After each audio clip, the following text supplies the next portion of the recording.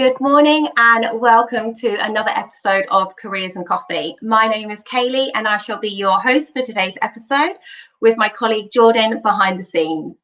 Today we have Emma and Jules on the show, who are the co-founders of the Inclusion Initiative. The Inclusion Initiative, or TII, was born from the passion of workplace well-being, inclusivity, equality and diversity. We shall be focusing on all these areas today, along with changing career paths and the skills that can be developed from these. So let's welcome Emma and Jules to the show. Hello. Hi there. How are you both? I'm really well, thank you. I'm really pleased to be invited to this session today. So thanks for having us. Yeah, thank you very much, Kaylee. Feeling good today. Thank you. Amazing. And we're really excited to have you here as well. So to kick it off, what are both your current job roles?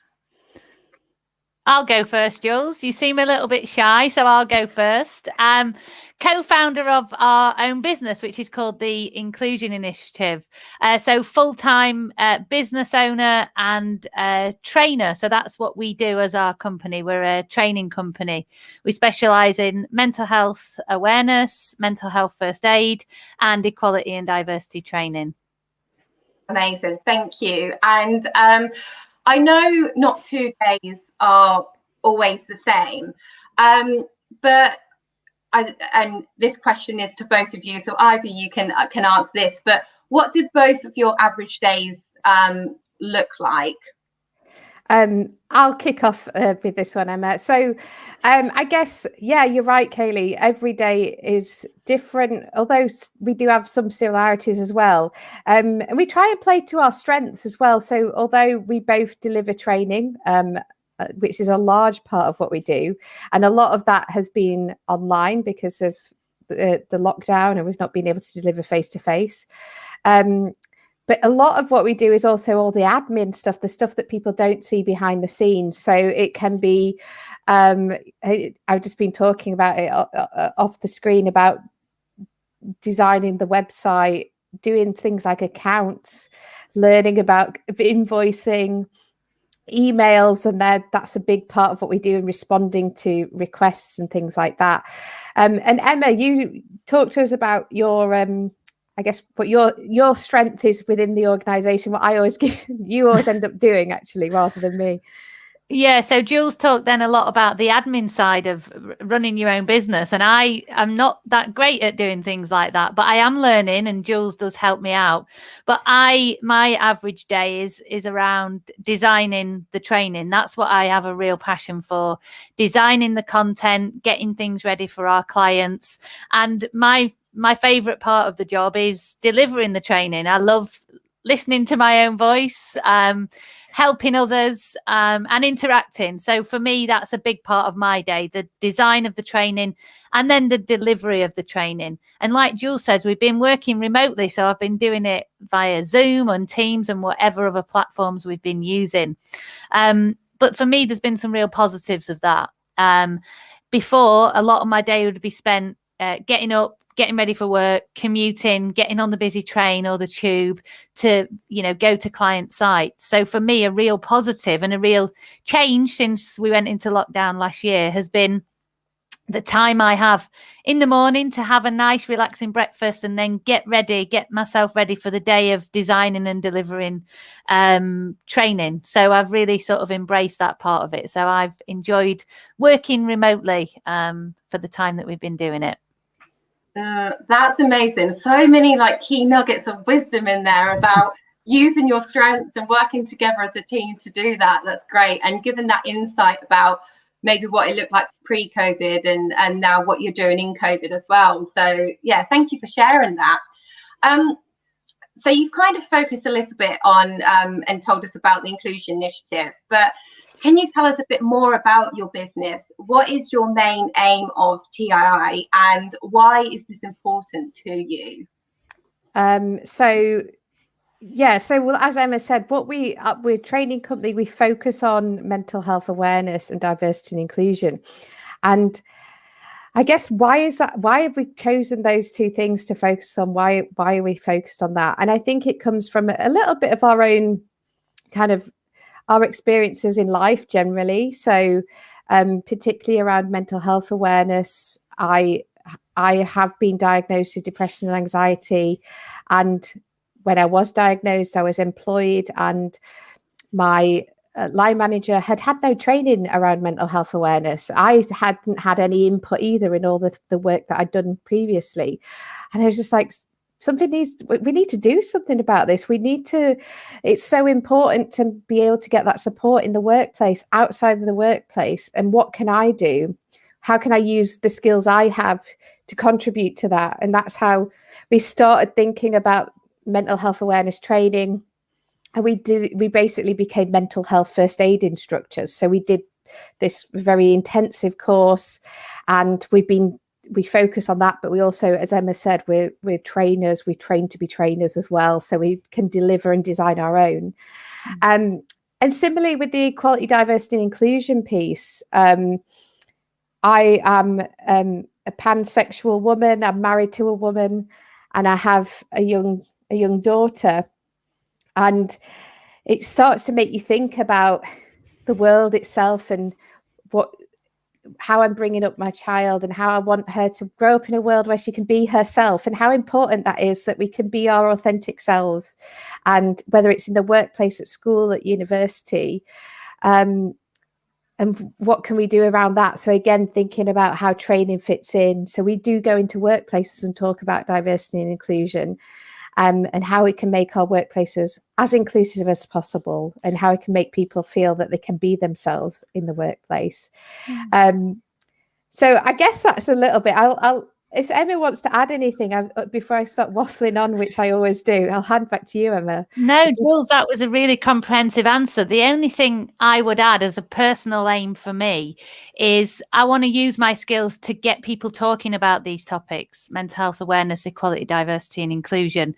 And if they make one small little change, everyone who comes to one of my training sessions makes that one small change, you add all that together and it could actually make a difference to society as a whole. So for me, that's my aim. Do my little bit that I can to make that change. But I agree with everything Jules said as well. Thanks, Jules. Oh, that's so amazing. And Jules as well, thank you so much for sharing that. And one of my questions was actually about, like, we hear the terms about equality and diversity, and I think sometimes it can be just seen as a bit of a tick box exercise of training that we need to do at work. And you touched upon there about the importance of equality and diversity and that training. So I know you've pretty much answered that already, but I didn't know, is there anything else that you wanted to add? I think that it's about, we talk about ED, it's often called EDI, equality, diversity and inclusion. And yes, it's so right that it's often seen as that tick box exercise, but it is so important that we want to create, I guess, an inclusive world, whether that be the workplace or, educationally, etc. And we've seen that, even in the last year, we've seen the kind of how certain groups, certain people are disadvantaged because of COVID, because of the color of their skin or their sexual orientation, and that's still happening. We've moved on, we've progressed so far, but we're still not there yet, and we've still got so much work to do.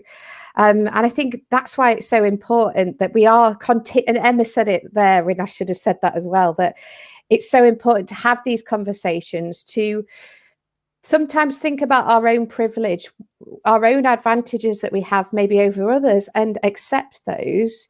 And then how can we kind of support others as well, and have those it sometimes can feel uncomfortable having these conversations, but we've got to kind of get to that uncomfortable place so that we can then move forward. I'm hoping that answers the question there, Kaylee. Oh, yeah, beautifully. That was amazing. Thank you so much for that. That's just so important. And moving on sort of slightly from, I think it's important for young people as well to hear that you may not always stay in the industry you either studied in, or at university, or you might change career paths. And I know that you both studied law and sociology at university, and then you both went on into the Metropolitan Police as predominantly frontline officers, and also delivering training there as well. But that was before you started TII. So Emma, I'm going to come to you first. So speaking from your own experience, what would be your advice if someone wanted to change career paths, or maybe working in a different sector than they may have studied at university? So I always wanted to be a police officer. I went to a careers fair at school when I was like 15, and I thought, yeah, this is for me. I want to be a police officer. Went to uni, studied sociology, which was nothing really to do with the police, but I wanted to go to uni and get that experience. So once I'd done that, went into the police. I was a police officer for 11 years, really enjoyed my time in the police and learned a lot. But in that time, I always thought, I can't do something different. This is what I'm going to do now for 30 years. Because when you joined, that was it. You joined for 30 years and then you retired at an early age, and it was my plan. But I really enjoyed training when I was in the police. And that they wouldn't let me do it full time because they wanted me to be a police officer, be an operational police officer. So I took that leap and left, went back to college, retrained. I did lots of different courses around being a trainer, and then sort of started again. So, 11 years into a career, and I started again as a trainer, and I started working for a charity as a national training manager for somewhere called Special Olympics GB, and really started to learn about, I can do this. I can do something other than just being a police officer. I thought that was it. I thought I wouldn't be able to use the skills that I'd learned to do something new, but I could. But it was a big, big leap for me. And it was, I was nervous about starting again and having to build my way back up, because in the police I'd built my way up. So I was a line manager.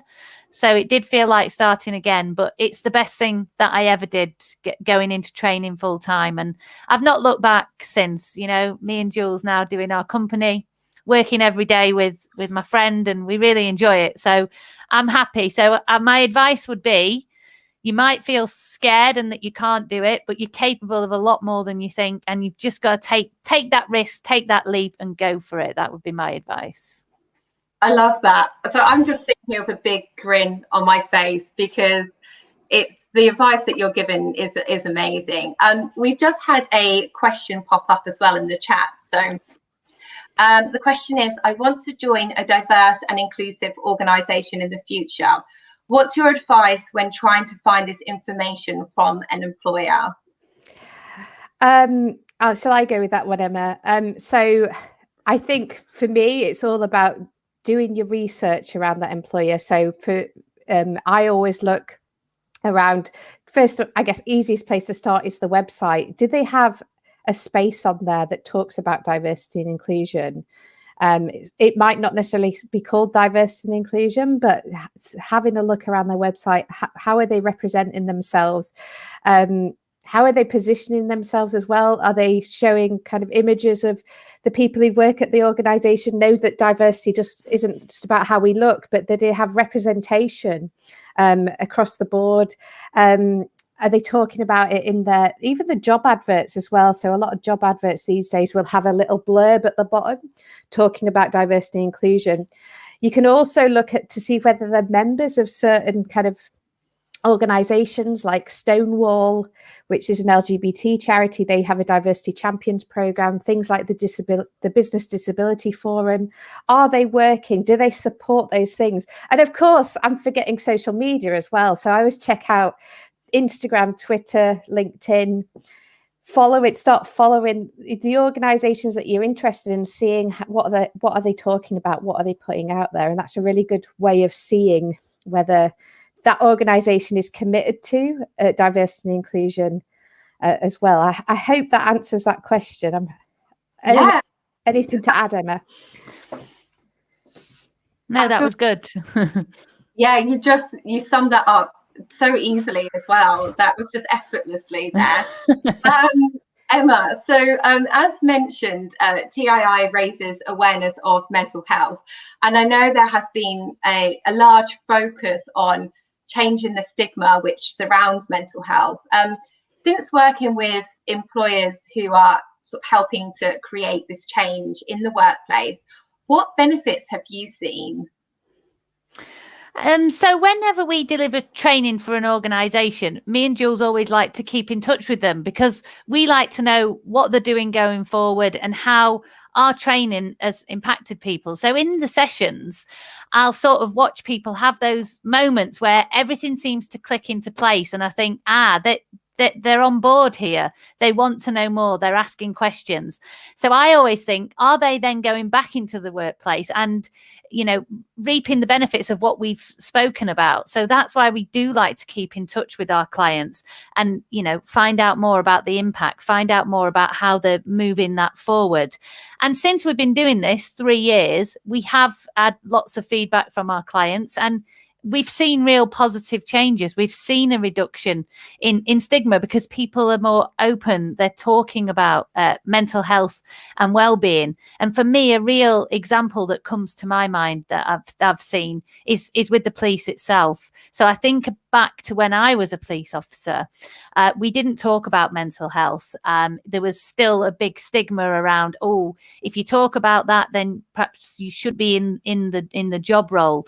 And since we've started our own business, we have been back delivering training for the police, and I've seen a real improvement. There's still a way to go. There's still that stigma and discrimination that does exist, but I've seen a real positive change within the emergency services, which really does warm my heart, because, because I was in the police, I'll always be part of the police, and I always want to do my bit. So for me, that's been a real positive change that I've seen. I don't know if you want to add anything else to that, Jules. I was just thinking about how, when we've trained people, particularly around mental health first aid and mental health awareness, it's really good to see that we see key people taking it forward. And similarly, like you would with physical first aid, people are talking about it in the organisation, advertising. And what we might have noticed with some of the organisations is they're getting more declarations, more people talking about it. More people getting the support that they need, and that's what's really good to hear, that people are knowing where to get the support and they're actually talking about it, which to me points towards the idea that stigma hopefully is reducing, and we are moving forward. That's all I wanted to add. Amazing, thank you. I'm also really interested to know what school was like for you both. I don't know who wants to take this first, but were there any challenges and highlights which helped to shape you as a person, both professionally and personally? So whoever wants to take that first, maybe Jules, I'll come to you. Yeah, sure. Gosh, I think of myself at school now, and I would probably be typically called, back then, the term boff was used a lot. So I guess what would be the equivalent now, something like geek. I loved learning. I really applied myself, really enjoyed science subjects and things like that. And so I guess the challenge there was I really enjoyed learning, and it wasn't kind of seen as the cool thing to do. So we'd get bullied a little bit, but not too much. I think that's where I found that like humor seemed to be an effective coping mechanism. But because I enjoyed learning, I did quite well in my GCSEs. But I worked really hard. By the time I got to do my A-levels, I was kind of a little bit burnt out, actually. And also kind of had got a new social circle. So didn't apply myself as much. And I think the challenge I faced around kind of the idea of feeling like you have to narrow down your choices in terms of A-levels and then subsequently your degree, you kind of start feeling like, oh my God, I'm shoehorning myself into something. Is this what I have to do for the rest of my life? It's a little bit like Emma's when she was talking about her career in the police. So that was a real challenge, because I loved lots of different things. So I always struggled to know what I wanted to do. I still think that I might do something different now. And that's what's really good, actually. That's what I guess the challenge that I faced in terms of not ever really having a specific career path or idea, because there were so many things I was interested in, is that you don't have to decide on your career at 16 or 18 or even 21 or 35. It can change constantly. It's not something you have to stick with one thing for 30, 40 years. So yeah, that's a little bit of my kind of school experience. I'll let Emma answer. I'm gonna go with the you said, what are the highlights of school? And I absolutely loved school. I just had such a great time. And I remember my mum at the time saying, school days are the best days of your life. You know, when you get older, you'll look back and say how good this was. And I thought at the time, oh, I can't be bothered to go to school. But then once I was there, I absolutely loved it. And now I look back and just think, wow, what a great time. Just the laughter, the fun, the being with your friends every day. But I also, like Jules, did work hard. I wanted to do well in my GCSEs and my A-levels. And I think I developed a work ethic back then at school when it came to revising and studying. And I do use that in my professional life now. I always want to do the best that I can. I work really hard. And I think I can still feel that was what I did back at school. I'm still doing the same things now to get my work to a good standard and do well at things. So it's stuck with me. So school is the best time of your life, I think. Still, that stays with me. Amazing. Thank you both for sharing that. That's great.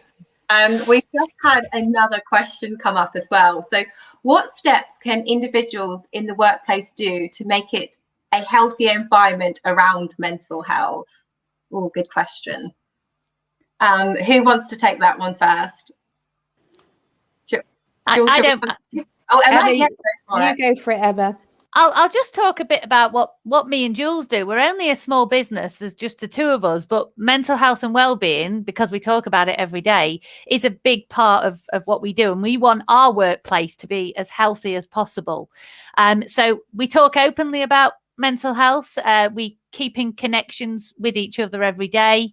We also have something called a well-being week. So I know a lot of organizations are starting to do this now in workplaces, where you have some time to just focus on your well-being. So me and Jules, when it's warmer weather, we'll organize a week where we do different things. So we've done things like forest bathing, which I don't know if anyone has heard about, but it's about being in nature, smelling soil, looking at the trees. It's really real mindful activity.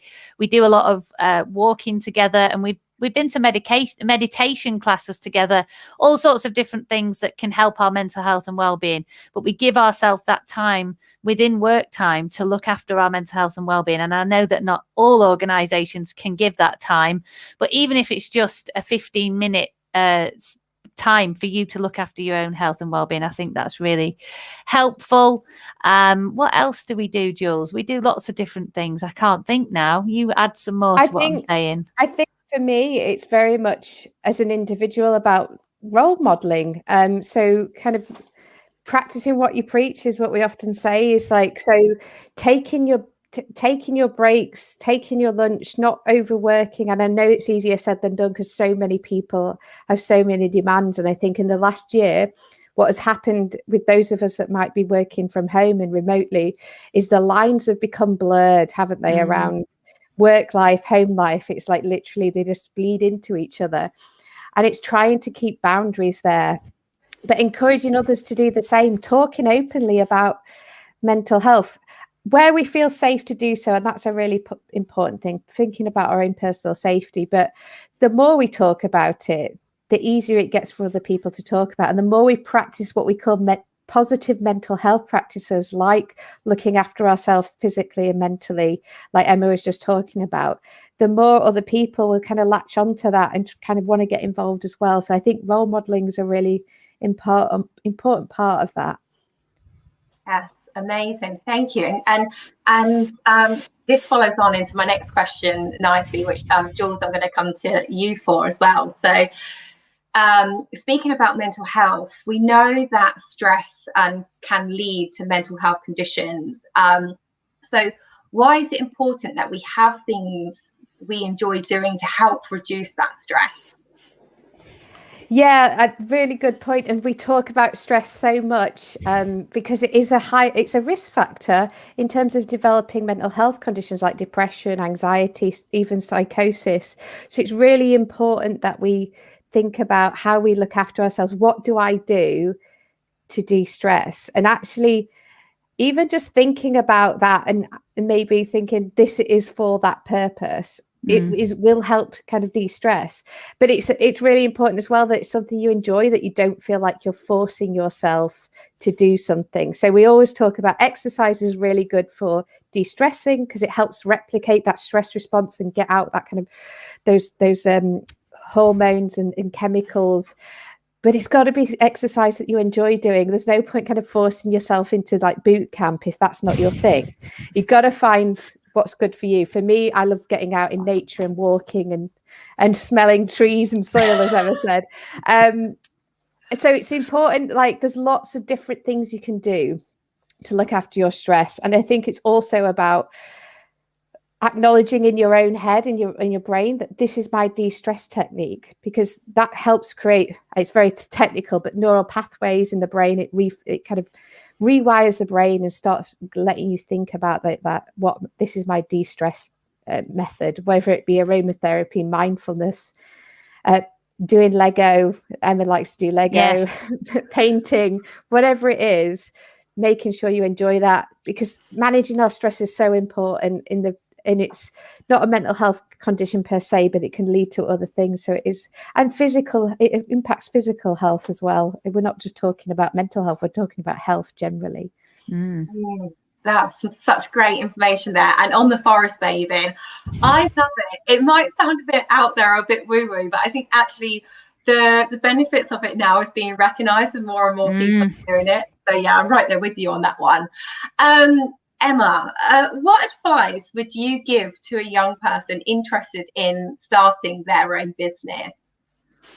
So we started ours 3 years ago, and one of the main ways that we had the idea and we wanted to do it, we had the passion for it, but we didn't know anything about setting up a business or the admin that comes with it. So talking to people around us that had already done that, I think that for me was a real starting point, learning from others that had been successful already. So that would be my starting point. Another part is there's always going to be some risk, and it is a lot of hard work. So sort of preparing yourself for that, but also having patience. So it doesn't happen overnight. Me and Jules, we are doing really well now. It's taken 3 years to be at this point where we're doing well.